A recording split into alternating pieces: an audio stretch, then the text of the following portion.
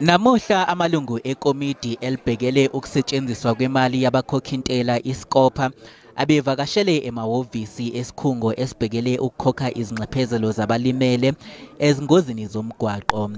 Ngeshwa lamalungu azange amukelwe ngemfudumalo.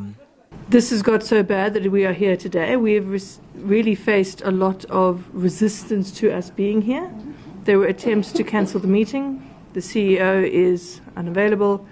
Then when we arrived, certainly colleagues had difficulty getting in. I-SCOPA sifuna ibhodi lithathelwe izinyathelo ngokuphazima kweso.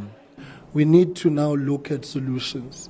And the first point is that the board must be appointed. Secondly, whilst of course we will complete our report as a committee for submission to the House, one really is of the view that there is a need for a full-scale forensic investigation. Iphini likangqongqoshe wezokuthutha lithembise ukulisukumela lolu daba.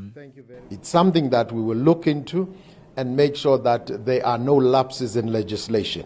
We are committed to appointing a new board, and it will be done very soon, and also to respond to all the issues that SCOPA has reflected on.